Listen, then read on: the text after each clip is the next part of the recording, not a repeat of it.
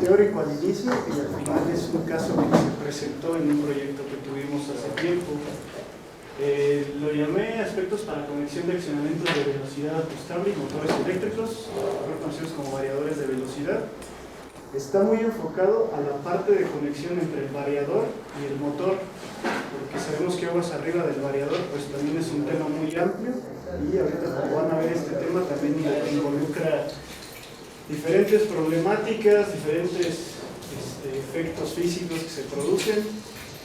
Y pues si pueden ayudarme a complementar con cualquier comentario, cualquier pregunta, pues les agradezco. Bueno, como aquí puse un esquema de funcionamiento de un variador de velocidad, digo, la mayoría ya lo conocemos. Está la parte de rectificación, está la parte del bus de corriente directa, posteriormente viene el inversor que convierte la corriente directa en corriente alterna mediante la técnica de modulación por ancho de pulso. Ahorita nos vamos a enfocar nada más en la conexión que hay entre el variador y el motor. En la mayoría de las aplicaciones, el variador y el motor se encuentran en ubicaciones separadas, inclusive hasta varios cientos de metros, ¿no? Entonces, como sabemos, la tecnología actual utiliza IGBTs, transistores de compuerta aislada, para realizar la inversión de corriente directa a corriente alterna. Las frecuencias que se manejan para un variador normal son de 2 a 20 kHz. ¿Qué es lo que pasa cuando la distancia del cable, del variador, perdón, al motor es muy grande? No sé si alguien sabe qué fenómeno es. Onda reflejada es uno de los problemas. Daños en valeros. Así es. Daño en el, por lo mismo, ¿no? Daño en el embobinado. Así es. Pues digo, creo que con esos tres tenemos, ¿no? Digo, muertos y heridos porque está muy largo, pues con esos tres, digo, con cualquiera de esos tres pues, falla el motor y finalmente no se sostiene. Exactamente, son los principales problemas que vamos a ver y otros adicionales que ya la mayoría conocen, nos acordamos. Nada más así como breviario cultural, no sé si recuerdan más o menos las clases de líneas de transmisión. ¿Qué pasaba cuando teníamos una línea larga, ¿no? Que no tenía una carga conectada? ¿Qué efecto se presentaba? Pues hay una subida de voltaje. Ajá, así es. Se induce, sobre todo en esta situación, porque una onda portadora de 2, 4, 6, 8 hasta 10 Hz, que es la onda portadora, se induce un voltaje muy alto y aparentemente en la salida del inversor tenemos, del regulador de frecuencia, tenemos, por decir algo, 400 volts y a 120 o 130 metros donde está el motor tenemos un voltaje de 600, 700 volts. Incluso mayor. Desde ahí para arriba. Les mencionaba la parte de alta tensión porque es muy similar el efecto que se produce en alta tensión. Tenemos el efecto Ferranti. Cuando está la línea abierta se podía presentar un valor a partir de 300 kilómetros de longitud de la línea, se podía presentar hasta de 1.8 veces por unidad, ¿no? El voltaje que teníamos en el generador. ¿Qué es lo que pasa aquí? Como sabemos, el cable tiene cierta impedancia y cierta capacitancia. Se produce un efecto de acoplamiento capacitivo cuando llevamos dos cables con diferente nivel de tensión muy cercanos uno del otro, además de la inducción que se presenta. Al final de la línea tenemos la inductancia del motor. Sabemos que la inductancia del motor va a ser diferente a la inductancia de la línea. ¿Qué es lo que pasa? ¿Cómo se comporta un motor a altas frecuencias? ¿Cómo se comporta la impedancia del motor a altas frecuencias? No sé si recuerdan un poco ahí. Según yo, baja. Es alta, porque el motor es inductivo, entonces alta frecuencia, 2πf, la frecuencia es alta. Entonces, quisiera ahorita hacer dos casos que son no es que extremos, pero son los más representativos. ¿Qué pasa si a una línea de transmisión la ponemos en corto? Aquí, la única impedancia que se va a tener va a ser la propia del cable, ¿no? La impedancia característica de la línea. La raíz de L0 entre C0. ¿Qué pasa cuando hay un circuito abierto? Cuando viene la onda de voltaje se encuentra una impedancia que es infinita. Entonces, al haber ese desacoplamiento de impedancias, se produce el fenómeno de onda reflejada. Viene el pulso de tensión, llega a las terminales del motor, encuentra una impedancia muy alta y, dependiendo de la impedancia característica de la línea y del motor, el coeficiente de reflexión va a provocar que el voltaje reflejado pudiera llegar a ser hasta el doble del voltaje que vamos a tener aquí en el bus de corriente directa. Okay. ¿Qué pasa con un motor? Ya dijimos, la impedancia del motor a altas frecuencias se comporta como una alta impedancia. Entonces, si a eso le sumamos una longitud de cable bastante larga, pues tenemos la inductancia por metro del cable, la capacitancia por metro del cable, pues va a amplificar ese efecto. ¿Qué pasa con los variadores? Como les dije, funcionan de 2 a 20 kHz. Entre más rápido sea el switcheo, el DVDT, como se le conoce, la razón de cambio del voltaje al tiempo, va a provocar picos de sobretensión que los vamos a tener acá reflejados en el motor. Aquí está lo que les mencionaba. El cable entre el variador y el motor se va a comportar como una línea de transmisión. Debido a los acoplamientos que tenemos de impedancias, a la impedancia del motor, vamos a tener picos de sobretensiones en las terminales del motor. Aquí está marcado el voltaje en el bus de corriente directa y como podemos ver, los picos de sobretensiones pueden llegar incluso hasta el doble, que sería un coeficiente de reflexión igual a 1. Entonces se refleja completamente el voltaje. Algunos de los efectos que mencionó el Inge, aquí están algunos de ellos. ¿Qué efectos va a producir esta onda reflejada, estas sobretensiones en el drive? Puede provocar una falla por cortocircuito, puede provocar sobretensiones. En caso que tenga sensores, el variador podría provocar algún disparo por sobrecorriente y pues afectar un proceso crítico, incluso la seguridad del personal que está operando en el proceso. Entre más alta es la frecuencia de los IGBTs, obviamente aumenta la temperatura, aumentan las pérdidas. En el CCM, como sabemos, pues se manejan interferencias, hay circuitos muy cercanos de control, circuitos de relevadores, puede afectar, por ejemplo, el disparo de un relevador diferencial. Como sabemos, pues el relevador diferencial sensa nada más un rango de corriente muy pequeño, que es la diferencia entre las variables que está comparando, en este caso corriente, ¿no? Entonces el relevador diferencial opera con esa diferencia, es un rango muy corto, ¿verdad? Se generan interferencias electromagnéticas con dispositivos que estén cerca. En el motor, como nos dijo el Inge, se producen esfuerzos dieléctricos, puede producir fallas entre bobinas, descargas parciales y un envejecimiento prematuro del aislamiento. Y la contribución a la circulación de corrientes en los rodamientos. Ahorita vamos a ver un poquito más a detalle esta parte de la circulación de corrientes en los rodamientos. Algo importante que hay que mencionar es que los usuarios finales y los consultores a veces no prestamos atención a esta parte de la conexión, nos enfocamos en la parte de aguas arriba del variador, poner un filtro de entrada, un reactor de entrada, un filtro para mitigar la interferencia electromagnética, y a veces se subestima la parte de abajo, la conexión del variador de Bluetooth. Bueno, aquí como les mencionaba, aquí hay un ejemplo de cómo al variar la distancia del cable se van produciendo sobretensiones mayores, como ya lo habíamos explicado. Cuando se genera el cambio de los IGBTs, al incrementar la distancia de cable, sí, perdón, es cuando se aumenta más bien el fenómeno de picos. Normalmente el diseño es para 100 pies. Normalmente el diseño te dice, bueno, sí, digo, claro, de ahí nos vamos para arriba, sí, pero de diseño está considerado 100 pies, porque no puedes, sobre todo, sabemos que hay, por así decirlo, motobombas con el mismo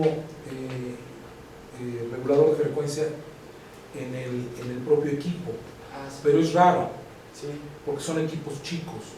Sí. Los equipos grandes realmente pues, se tienen que localizar en una subestación o en un tablero, por esas limitaciones, un tablero cerca de la máquina, ahí se coloca, precisamente para cortar esas distancias. Pero normalmente el diseño son 100 pies, si no me, o sea, perdón, 76 metros, es lo que marcan 2 o 3 o 4 fabricantes de reguladores de frecuencia. Sí. O sea, me refiero, de ahí ya se tienen que empezar a tomar mucho más medidas. Así es. Sí, las distancias son más o menos, como dice, 30 metros o menos, dependiendo del tipo de cable, como vamos a ver ahorita. No es lo mismo tener cable sin pantalla que cable apantallado, tener un conductor por fase que tener 5 conductores por fase. ¿Por qué? ¿Qué pasa si tenemos, por ejemplo, 2 conductores por fase? ¿Cómo va a ser la impedancia del cable? Va a ser la mitad de uno, ¿no? Estamos modificando ese desacoplamiento de Claro. impedancia. Si le ponemos un blindaje, una pantalla al cable, pues también las capacitancias van para arriba. Las corrientes de secuencia cero también, la impedancia de secuencia cero obviamente también se modifica. Todo eso va contribuyendo a que las distancias se vayan haciendo más cortas. Por ejemplo, en una mina donde está, no sé, la bomba es sumergible, está hasta 500 metros, pues ahí sí es importante, ¿no? Por caída de tensión nos va a dar mínimo 2 cables por fase. Entonces hay que empezar a tener en cuenta toda esta parte con nuestros variadores. Pero que hay del cable, no sé si lo voy a Ahorita vamos, Okay. vamos para allá. Un punto importante también es ver qué tipo de motor vamos a usar con un variador de velocidad. Ajá. Las normas ISA y las normas NEMA, la MG1, que es de construcción de motores y generadores, son los que nos dan las directrices, ¿no? ¿Qué características tiene un motor de propósito general contra un motor de propósito definido, que es la parte 31 del MG1? Como vamos a ver ahorita, se pueden utilizar ambos motores, pero cada uno con sus correspondientes derrateos y características particulares. Vamos a empezar con los motores de propósito general, motores que no tienen las características para ser usados con variadores de velocidad. ¿Se pueden usar con un variador? Sí, pero hay que tener en cuenta lo siguiente. Vamos a tener alto contenido armónico al bus donde se van a conectar. Entonces, ¿qué va a pasar con las pérdidas? Van para arriba, ¿no? La eficiencia del motor va a disminuir, ya no va a funcionar a su característica nominal. Ajá. ¿Qué pasa si queremos aplicar capacitores en un bus con armónicos? Tenemos que hacer un análisis del sistema, ¿no? Evitar que vaya a entrar en resonancia con lo que haya aguas abajo y con lo que haya aguas arriba, el transformador, el motor. Derrateo del motor. Los motores de propósito general están diseñados para funcionar a sus revoluciones nominales. ¿Qué pasa cuando se varía la velocidad? Sabemos que el motor trae una acoplado a la flecha un ventilador. El ventilador ya no va a dar el flujo necesario para dar el enfriamiento adecuado del motor. Entonces hay por ahí un derrateo del motor. Va a haber una reducción en el par motor. ¿Por qué? Por los armónicos, por la presencia de armónicos en las corrientes. Se va a producir un calentamiento adicional y la reducción en el par motor va a ser del 0 al 20%. El aumento de corriente del motor también va a ser de un 5 a un 10% debido a la presencia de corrientes armónicas. Y en general el aislamiento del motor. No sé si alguien sepa cuál es el build de un motor de 480, de 460. Sí, no me recuerdo. Son como 600 volts. Exactamente, propiamente no hay un build. Los motores no tienen un build. Su aislamiento está diseñado para máximo 1000 volts. Bueno, en el caso de estos motores. Los propósitos generales, sí. Entonces, ¿qué debemos cuidar? Hablamos de las sobretensiones que va a producir el variador. Entonces, esa sobretensión pico no debe rebasar los 1000 volts. La elevación de tensión, el rise time, como se le conoce, debe ser menor a 2 microsegundos. El rise time, no lo puse, perdón, es el tiempo que tarda de llegar del 10% al 90% de su valor de tensión del motor. Entonces, como dijimos, es un DB, un diferencial de voltaje, entre un diferencial de tiempo. Hay que cuidar ese valor.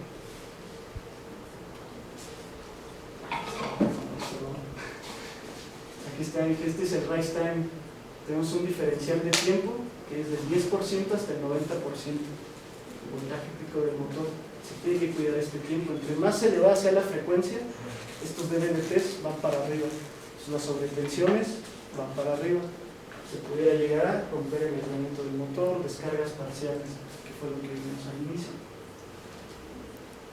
¿Qué nos dice la parte 30 de la MG1 de NEMA respecto a usar motores de propósito general con variadores de velocidad? Los valores deben de estar dentro de los límites que vimos y filtros, bobinas de choque u otros dispositivos de acondicionamiento de voltaje aplicados con orientación del fabricante también pueden ser requeridos. Quiero hacer mucho énfasis en esta parte, con orientación del fabricante. Cada fabricante tiene su propia tecnología, ¿no? Para los variadores, tiene ciertas protecciones, tiene algunos controles de frecuencia específicos, hay unos que no los tienen. El fabricante pues ahora sí que posee todo el know-how, ¿no?, de adentro del variador. Ahorita que veamos las soluciones que hay para este tipo de problemas, vamos a ver que es muy difícil hacer un cálculo teórico. Tenemos que ir directamente a las pruebas que ya ha realizado el fabricante para conocer estos DVDTs y poder aplicar la solución que sea más conveniente. El otro tipo de motor ya son los motores de propósito definidos, que es la parte 31 de la norma MG1 del NEMA. Vamos a ver algunas diferencias con los motores de propósito general. El motor de propósito definido debe ser capaz de producir el 40% del torque nominal sin requerir más del 150% de la corriente nominal. No sé si alguien ya había escuchado esto en algún lado. Este también viene en la NOM, en la 001C, en el artículo 436, donde nos habla de qué corriente debemos tomar cuando vamos a alimentar un motor accionado por un variador de velocidad ajustable. El valor del 150% viene de parece que viene de la construcción del mismo motor. Que viene 150% por un minuto, se supone. Es que, la NOM no nos dice el tiempo, nada más nos dice que se debe tomar el 150%. Y tal vez venga de la parte del tiempo que le da de arranque para esos motores. Es que es el nivel de factor de servicio 50% por un minuto, sostenidas, sin ningún problema, pero un minuto. Y hay hasta el 200% por un minuto y 250% por un minuto. Y depende del motor, como tú mencionas bien, es un motor normal, un motor uso inversor y un motor no solo que sea uso, es inverter duty y ya un motor específico para uso inversor. Y bueno, ahorita que entres a las categorías de los motores, vamos a ver. Estas son las dos que traigo de categorías de motores: uso general y uso por inversor. Entonces, si quieren una vez. El premium, el motor premium es un motor uso inversor, es un motor que cumple con toda la normatividad de NEMA, con específico y el diseño desde un inicio ya no es un motor para 600 volt, sino son motores hasta para 1800, siendo su voltaje nominal 460. Sí. 460 de diseño, pero pueden llegar, o sea, el aislamiento, la protección del aislamiento para 1800, llegan a 1800 volts. Sí, aproximadamente 3.1 el voltaje nominal, como lo vamos a ver más adelante. Entonces, ese motor sí, el diseño incluso de los ventiladores te lo dicen desde un principio, 10 a 1 o 5 a 1. O sea que tú lo puedes rebajar a la 10ª parte de la velocidad de diseño, a 6 Hz, y el motor va a poderte dar el torque necesario y soportarlo por temperatura, porque el diseño del ventilador está sobrado, y entonces en ese momento fría suficiente para soportar el incremento de temperatura por baja velocidad. Sí, ¿no? Y supongo que para dar ese par de arranque a una velocidad, a una frecuencia tan baja es donde entra esta parte, ¿no? Que no debe demandar más allá del 150% de la corriente. Bueno, pero eso se puede limitar a través del propio regulador de frecuencia, sí, claro. porque yo ahí le pongo el límite de corriente. El límite de corriente normalmente se abre al 150. Cuando se va a arrancar el equipo, se cierra al 10%. ¿Para qué? Para que si hay cualquier conflicto, el límite de corriente me limite el uso del inversor al 10%. Una vez que ya chequé el giro, una vez que ya chequé que el motor trabajó, entonces abro mi límite de corriente al 100% y prosigo con mis pruebas. Y ya después, al final, dejo a 150% si es el diseño de la máquina, a 150% que me permite trabajar en 80, 90, 100 y 120, llega la sobrecarga, y la sobrecarga es otra cosa, es límite de corriente. Sí, así es. Nada más me limita, es el diseño del inversor, y la sobrecarga es otra cosa que se puede poner adicional, o muchos inversores, o muchos, otra vez inversores, yo uso mucho esa palabra, pero son regulados de frecuencia, ya lo traen. Sí, pues de hecho también se debe limitar a no bajar demasiado la frecuencia. Si no las Por eso son 10, la norma, la NEMA, en motores premium, te da sin problemas 10 a 1.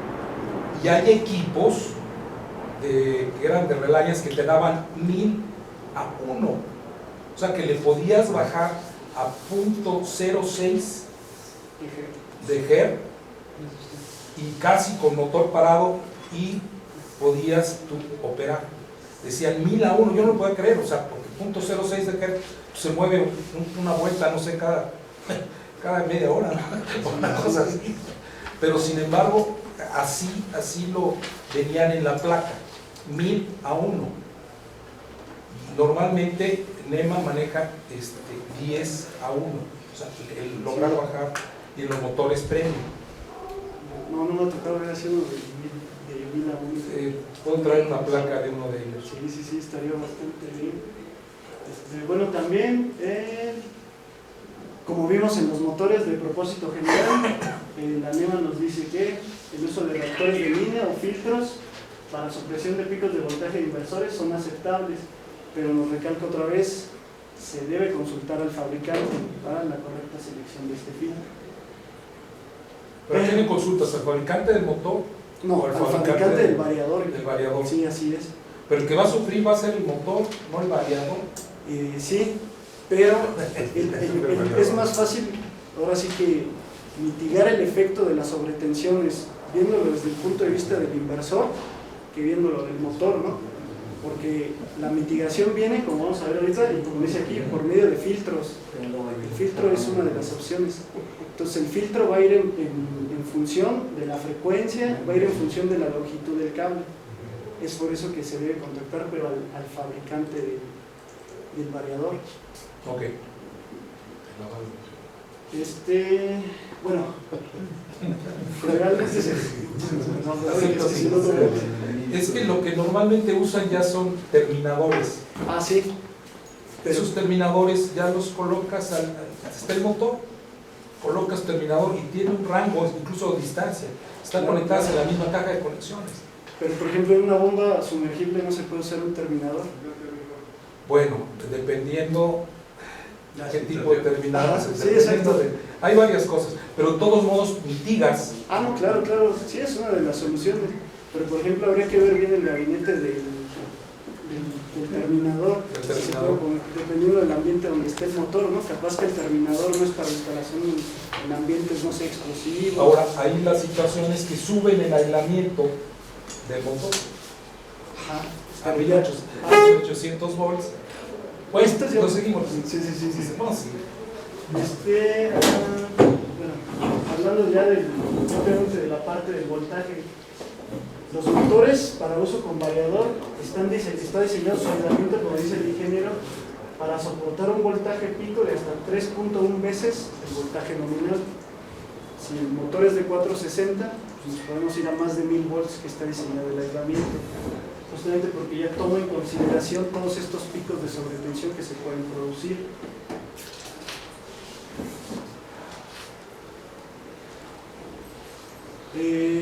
Como mencionamos al inicio, hay otro fenómeno que se presenta con el uso de variadores, que son las corrientes que se inducen en los rodamientos. La presencia de estas corrientes parásitas en los rodamientos se debe principalmente al efecto capacitivo, al acoplamiento capacitivo que se produce en los cables y que se produce en la carcasa del motor. Como sabemos, la impedancia a alta frecuencia, la impedancia capacitiva, disminuye al contrario de la impedancia inductiva. Entonces, la mayoría de las corrientes armónicas circula a través de estas capacitancias. ¿Qué es lo que ocasiona? Si nuestro motor no está puesto a tierra adecuadamente, la inducción de estas corrientes parásitas se da a través de la carcasa del motor, a través del rodamiento, conducen a través de la flecha del motor, cierran el circuito por el otro rodamiento y a través de la carcasa del motor. Aquí está más o menos un esquema de este fenómeno. La corriente se va a inducir aquí en la parte del motor, los rodamientos, va a ir a través del eje y cierra su camino a través de la carcasa y del otro rodamiento. También puede darse que si el motor no está puesto a tierra, el circuito se puede cerrar a través de la carga, a través del acoplamiento mecánico, y si la carga está puesta a tierra puede darse también la circulación de estas corrientes a través de la carga. ¿Qué daños puede causar en los rodamientos? Produce un desgaste mucho mayor y que a la larga puede, o sea, daños mecánicos, daños dieléctricos. ¿Cómo se podría reducir este fenómeno? Presentando los rodamientos, ¿no? Pero si la puesta a tierra del motor no está hecha adecuadamente, la corriente podría cerrar su camino a través de la carga.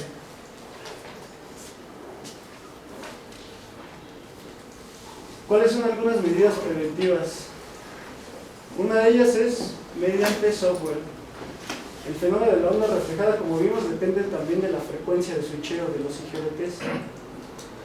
Algunos variadores traen ya una protección que limita ese efecto de onda reflejada al limitar la frecuencia de switcheo. Aquí sí hay una situación. Sí. No, estoy totalmente de acuerdo que se presente el reading, le llaman, que es precisamente la falla en valero, en que si se cuentan ahí las rayitas, curiosamente es un múltiplo de la frecuencia a la cual está circulando la corriente a través de eso. Pero la forma que lo hace General Electric, que lo hacen algunos fabricantes, es meter una especie de sello mecánico con escobillas y que se queda fijo en la flecha junto con el sello que evita la entrada de agua a los equipos, con un sello mecánico, pero con escobillas. Sí, Para aterrizar esa parte, esa es una. Y la otra es que ponen directamente en la flecha un carbón y lo mandan a tierra, evidentemente. Y esas son un par de formas, porque la situación de aislar los valeros es un problema realmente formidable y es caro. SKF ya vende los valeros con especiales de cerámica, cerámicos que la pista exterior es de cerámica para evitar la continuidad precisamente, pero es muy caro el valero. O sea, un valero de ese tipo no es el doble, es el cuádruple, el quíntuple del valor de un valero normal. Entonces se van a esas soluciones. La solución es poner esos anillos para aterrizar y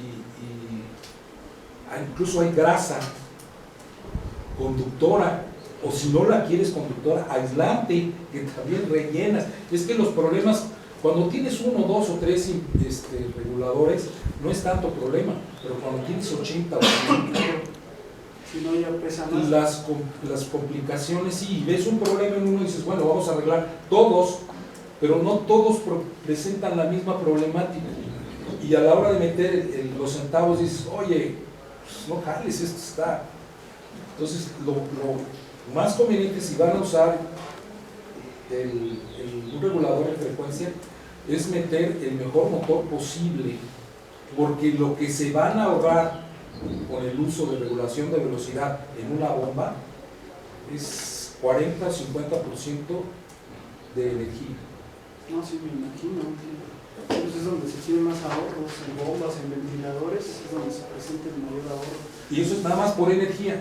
Falta el mantenimiento. No es lo mismo arrancar un equipo a 3600 revoluciones de un jalón a que lo arranques en un minuto a 3600 revoluciones. Entonces va suavemente subiendo. Y lo mismo la desaceleración, el golpe de ariete, mucho más lento se va.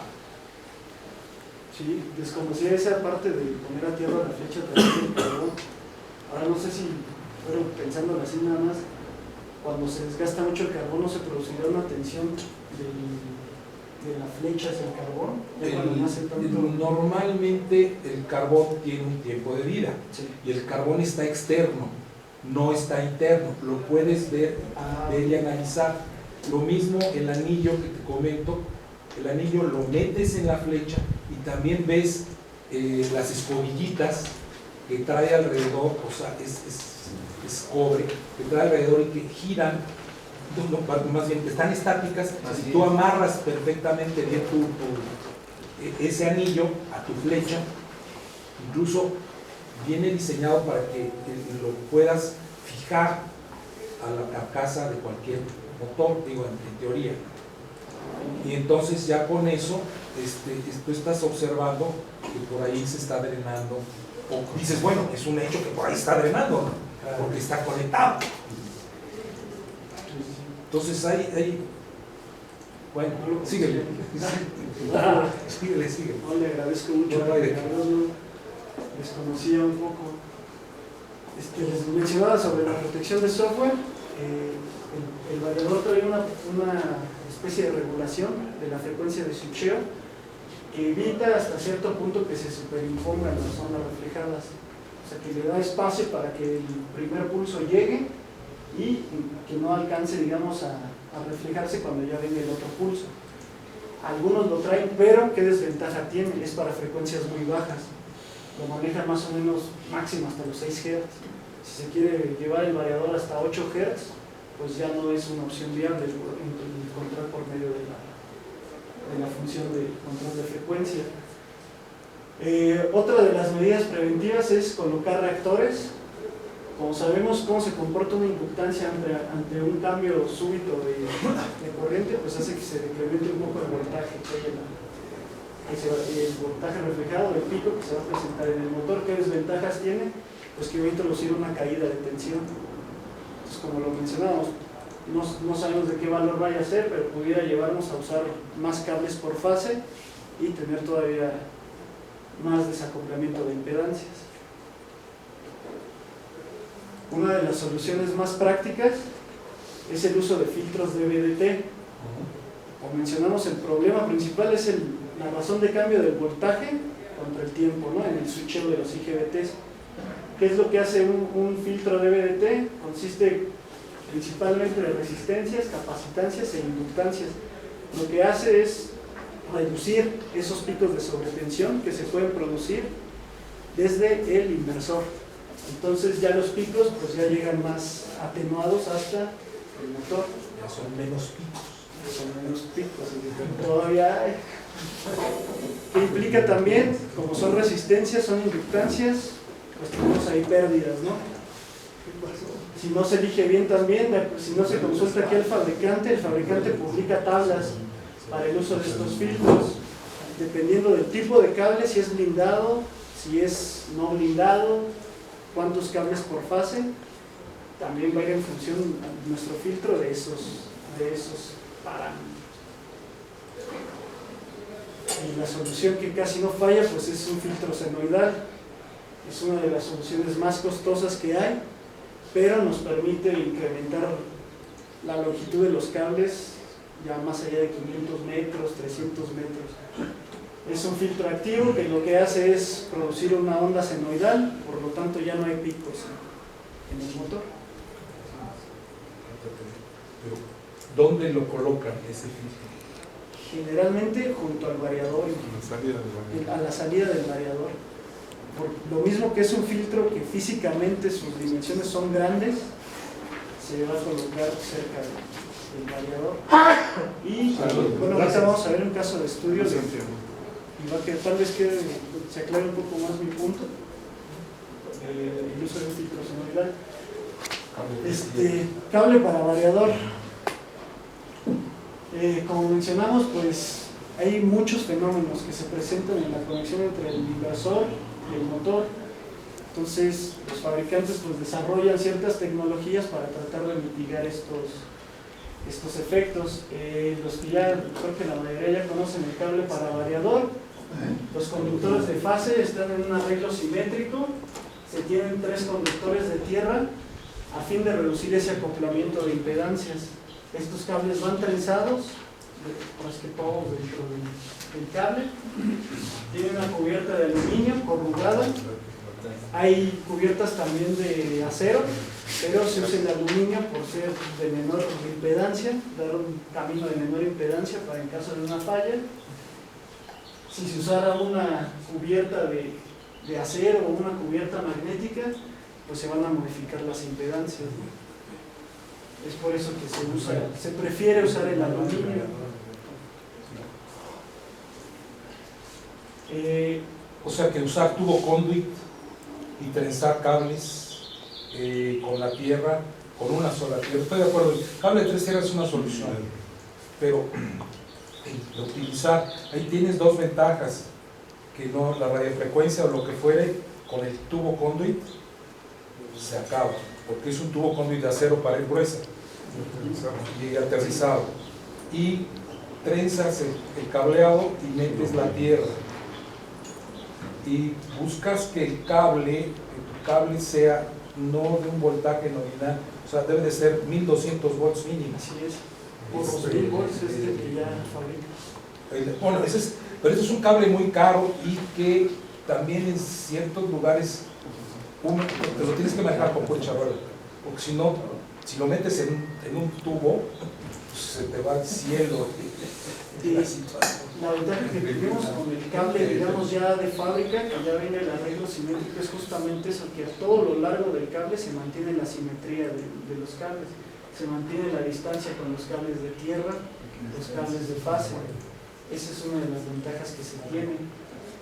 Pero sí, también el uso del tubo conduit sí disminuye notablemente todas las emisiones, pero ¿qué pasa con las distancias? ¿No? La capacitancia, la inductancia dependen de estas distancias. Entonces en tubo conduit es muy difícil mantener esa simetría. Sí, eso sí, indudablemente. Un aspecto importante para el uso de este cable es el uso del conector adecuado, porque podemos usar el cable de uso para variador, pero si lo conectamos mal en el motor y en el variador, pues no va a servir de nada. Entonces es importante usar un conector que sea adecuado, que sea compatible con el cable. Generalmente los conductores para uso con cable de variador tienen una especie de madera, por decirlo así, que rodea completamente la pantalla corrugada del conductor, es decir, que haga contacto completamente con toda la pantalla del conductor. Como un tubo libertad. Exacto, como que lo apriete completamente. Y llegar a todo el cuerpo. Así es, ingeniero. Metálico. Y que tenga una zapata que sea adecuada para conectar los 3 cables de tierra. Porque pues si nada más trae para uno, pues no. Ahora sí que no es adecuado, ¿no? Para esa aplicación. En general, pues se debe usar este conector en el motor y en el variador o en el gabinete del variador de donde salga el cable, ¿no? Los dos deben estar puestos a tierra y pues sabemos lo que eso implica, ¿no? Si pusiéramos solo un conector puesto a tierra, no sé si alguien me diga qué se produce. Ah, pues sí que iba a visitar. Ahora, queda abierto el circuito. Queda abierto el circuito y se forma una capacitancia ahí. Así es, se va a inducir una tensión, ¿no? Entonces, pues, lo que estamos tratando de evitar en la flecha del motor es ponerlo a una tensión, ¿no? Para que no circulen las corrientes en los rodamientos. Entonces, se debe poner a tierra en ambos lados, va a circular corriente por la pantalla, pero pues nos vamos a evitar un poco las corrientes, ¿no? Bueno, no evitarlas, van a estar presentes, pero ya no vamos a tenerlas de la misma magnitud. Como les comentaba, los fabricantes publican para cada variador, para cada modelo, publican sus tablas de filtros. Entonces, por ejemplo, aquí tenemos lo que es una bobina y como podemos ver, dependiendo de la longitud del cable, nos da la distancia máxima para la cual se puede usar cada filtro.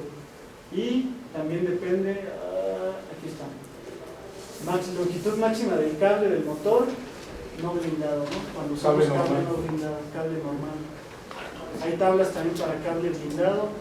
Entonces, cada fabricante tiene sus características. Entonces, como lo menciona la NEMA MG1, es importante consultar a cada fabricante, principalmente por el tema de garantías, ¿no? Creo que eso también entra un poco en juego. ¿Fabricante del variador o fabricante del cable? Fabricante del variador, perdón.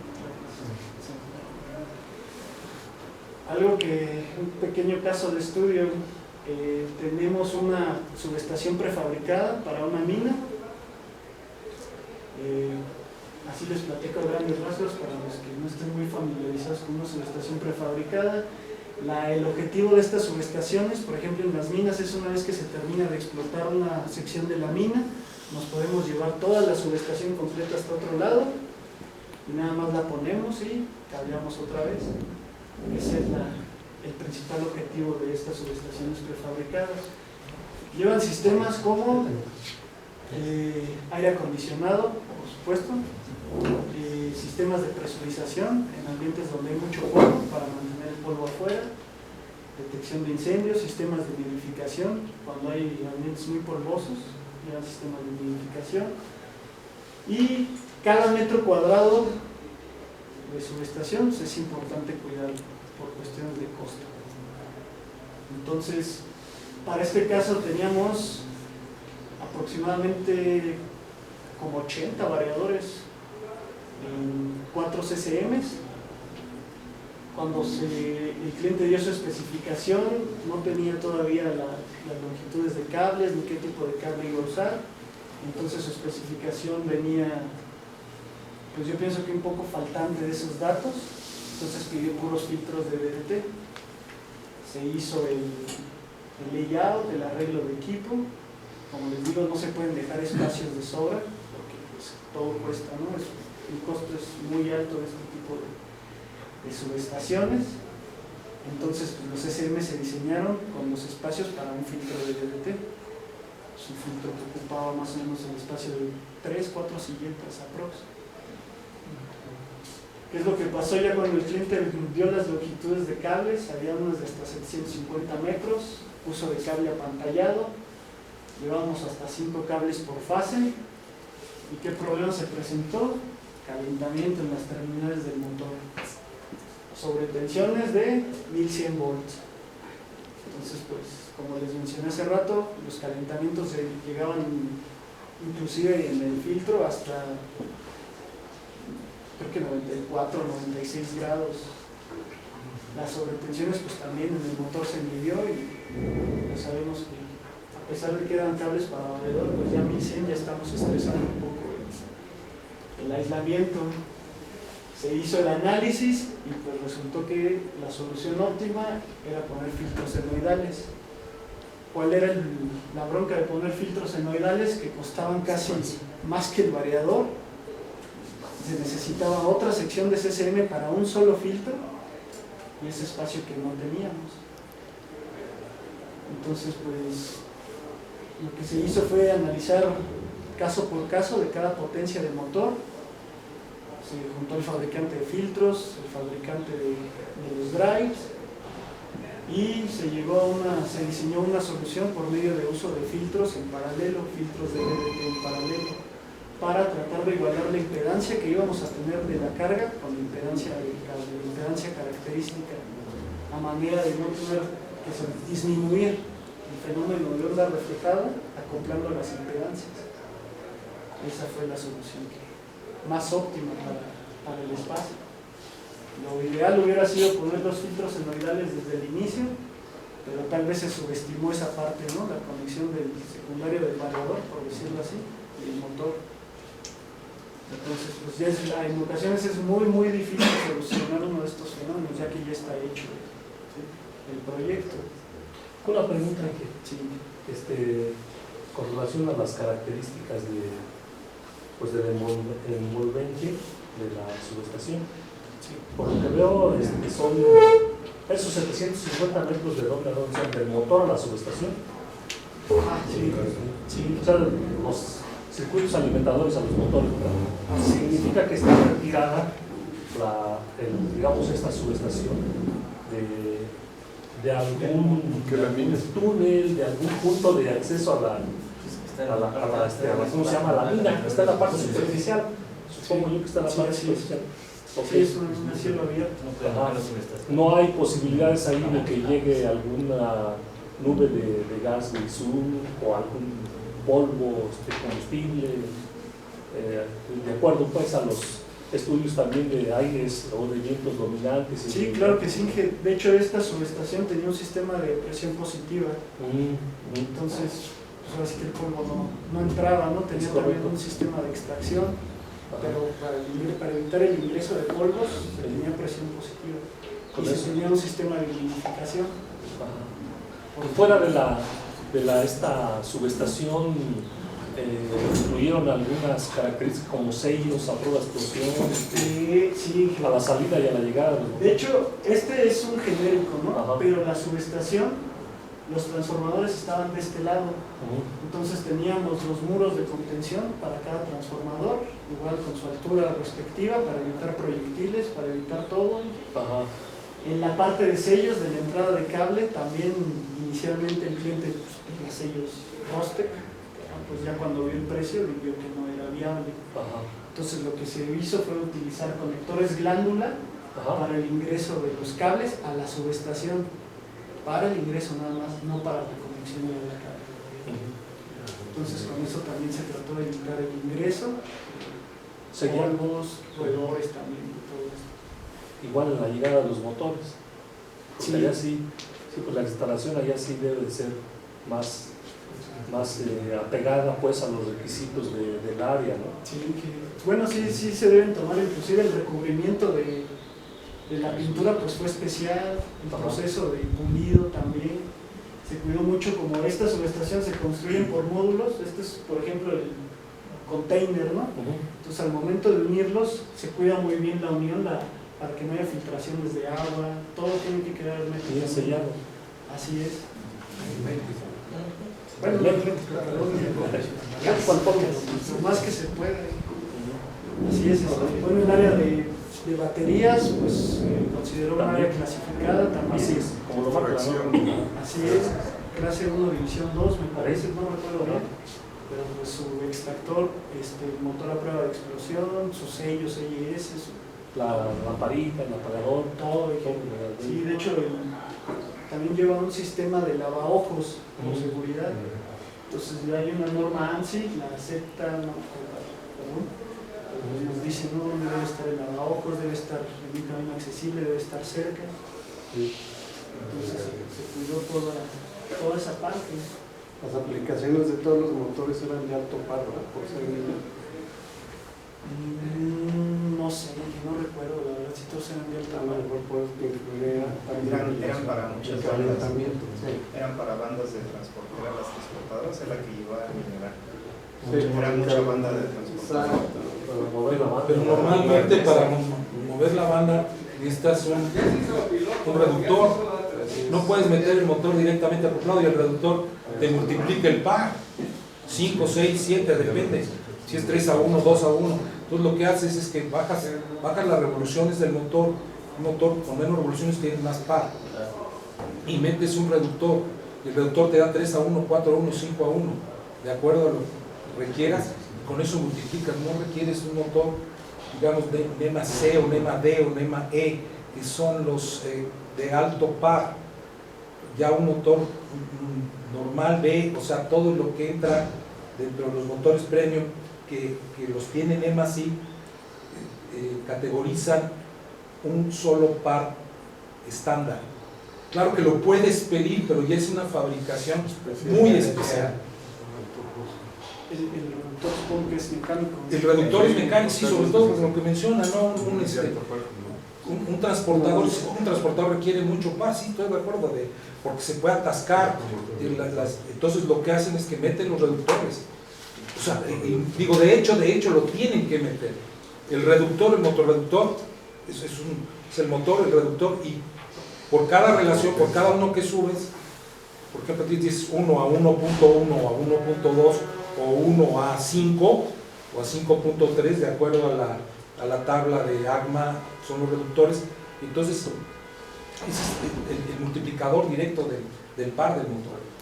La verdad desconozco en que ya cómo salen el acoplamiento. Más que para las bandas, para la parte de perforación, porque es donde requieren el alto par en la parte de abajo, no están rompiendo, abriendo la mina. Ya era la planta del proceso. Así es, Ya era la el alto par planta para del romper lo proceso. que va a hacer. Pero sí, Las principales cargas eran bandas, eran bombas, mezcladores Spirock y los ventiladores, claro, eran las principales cargas. es que ya era la planta del proceso. Ya no era la planta de. Ya no era ya en la Ya no mina. era en el tajo. Perdón mi pregunta, no sé, pero tengo que preguntarte. ¿No crees que sería un exceso no haber pensado en motores de alto par y haber pensado más bien en variadores o arrancadores de estado sólido como lo hicieron? O sea, no sé, no hubiera sido, no era como que un exceso haber metido variadores en lugar de haber pensado en motores de alto par. También aplicación. Desconozco arrancadores. Proceso así. No, pero tú qué opinas, o sea, no, si tú cómo lo verías, o sea, no sería un mal diseño haber pensado en eso, en habérselo dejado todo a la electrónica. ¿Sabes qué, Carlos? Pienso yo No que sé, ellos entraron pregunto. por una etapa en la que ya tenían que solucionar un problema que ya tenían. El problema es que muchas veces hay gente que tiene mucha lana, pero creen que saben todo, entonces no permiten que haya especialistas desde un principio para enseñar todo el proceso. Entonces, cuando no es así, te pierdes en, tal motor, porque es lo que siempre has hecho, los puestos con grandes motores, gran par, y resulta que en algún otro lugar no les funciona. Entonces tú entras a parchar o a remediar un problema que ya tienen un equipo existente, eso es lo que a veces sucede. Absorbes un problema técnico, yo sí lo veo, porque me ha tocado enfrentar situaciones también en campo, sobre todo en lugares esos ya muy viejos, donde la gente tiene muchos 50 años, 100 años perforando, pero tienen equipo muy viejo. Entonces entras a remediar cosas de errores que no conocía la ingeniería, ¿no? Digo porque yo, por ejemplo, en los años 80 yo trabajé para Alstom, y la tecnología que decía el ingeniero de las escobillas ya la tenían los motores de Siemens de alto par, y esa tecnología la fueron copiando o se hizo en México cuando se cerraron las fronteras en la época de Miguel de la Madrid, en una planta que estaba en Morelia. Se reconstruyeron los motores General Electric, Westinghouse, y ya se metían ese tipo de tecnologías para evitar esos daños que había en los valeros y demás, en motores, por ejemplo, de refinación, grandes motores de 500, de 1000, de 2000, de 2000 caballos. Se hacía ese remedio ya cuando se reconstruían los motores y se acababa el problema de ahí. Pero eran soluciones que ya traían de motores viejos, desde Siemens. Pero también hay una situación, el motor de alto par es una velocidad constante, de alto par, pero de constante. Claro. Un arrancador suave también arranca suave, pero después llega a su velocidad y ahí se está. Y aquí lo que requieres en una mina es que muchas veces requiere subir y bajar velocidad. Y eso es lo que te está dando realmente el regulador de frecuencia. Por eso se necesita. Entonces, pongas un motor de alto par, no es la solución sustituir a un inversor con un motor de alto par. Metes el motor de alto par porque no te queda otra, porque requieres ese par, un extruder, que es todavía más el proceso. El proceso es el que manda. Sí, exacto. Claro. Decir, quiero un motor de, por ejemplo, una de las centrífugas, seguramente alguno de ustedes, una Westfalia, son 6 minutos para que arranque. 6 minutos, y el motor lo tiene que soportar. O sea, dices, ¿cómo es posible? O sea, tú aprendes el motor y te tienes que esperar. Y empieza. Es un motor diseño NEMA B, 6 minutos, lo recoges con cucharitas de té. Te vuelves a armar. 6 minutos, y son diseños muy especiales. Westfalia Separator son, es que son masas muy grandes. Entonces sí requieres un motor que tenga un deslizamiento muy alto, y al final que llegue a las RPMs, y además que tenga una impedancia muy alta el rotor, porque si imagínate soportar 6 minutos de 7 a 10 veces la corriente nominal de placa, pues entonces están conductores del... Sí, yo voy más yo voy con ese link que me basaría en el proceso, realmente, porque simplemente una bomba, ¿no? No es lo mismo bombear agua que bombear chocolate. Claro. Entonces, yo la verdad desconozco cuál sería incluso la velocidad óptima. Tendría que verlo directamente con el ingeniero del proceso y de cada máquina. O sea, ¿qué necesitas tú para el disparador? O tú, lo pienso yo. Entonces, cada aplicación de variador es diferente, ¿no? Para cada carga. No sé realmente aquí el cliente por qué haya decidido compró motores para variador, porque tal vez sí estaba consciente de algunas cosas. Pero respecto al par, no sé por qué optaría si comprar estándar todas para tener refacciones o no sé. La verdad, a nosotros, como ya nos tocó meternos mucho al lado del proceso, entonces sí desconozco un poco cuál fue la razón. Sí, pero tú ya llegaste a meter los filtros entonces para el... Pues sí, prácticamente nos dijeron cómo solucionar ese problema, porque el cliente desconocía un poco de ese fenómeno. O sea, él no sabía por qué se calentaba tanto. Un problema eléctrico que generaba problemas mecánicos. Pues sí, Claro. prácticamente. No, y de seguridad. Pues sí, los dos puntos. Sí, entonces a veces, bueno, no tenemos todo el panorama y pues sí nos es más difícil no hacer la recomendación. Pues desde el inicio no nos habían dado distancias de cables, qué tipo de cable.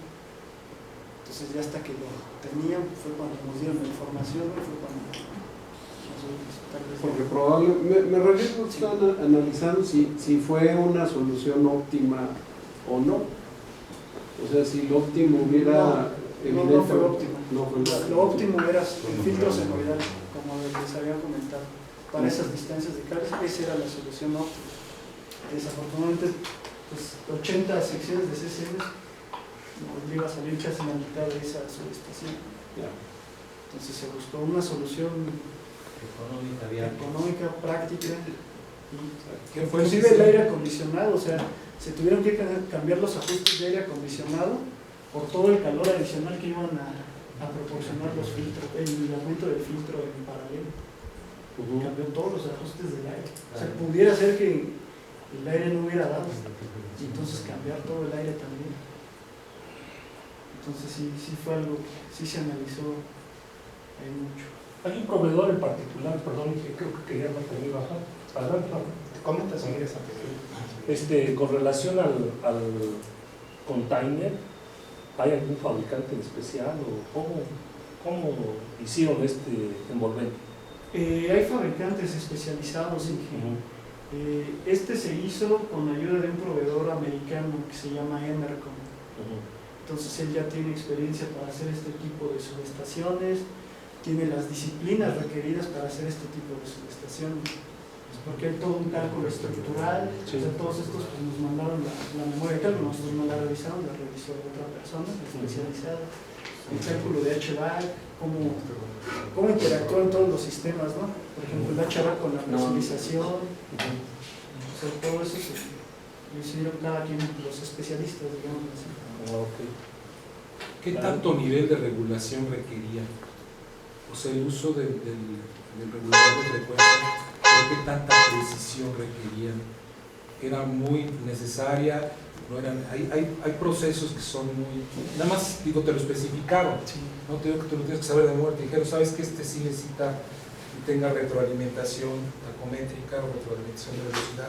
¿O no fueron abiertos? Ninguno nos pidieron retroalimentación, porque incluso nosotros habíamos preguntado por esa solución, el cerrar el lazo con el encoder, ¿no? Si había motores que tenían encoder, pues utilizar esa señal para obtener la frecuencia de switcheo óptima, pero nos dijeron ninguno tiene cobre. Ahí hubiera sido una solución más económica, meter lo que es el regulador de frecuencia a modo vectorial, El control vectorial. y entonces ahí sí realmente se buscó. vuelve más preciso. Nada más ese es el tirado de cables, pero es un cable Belden. Sí. Si usas encuadre, pues utilizas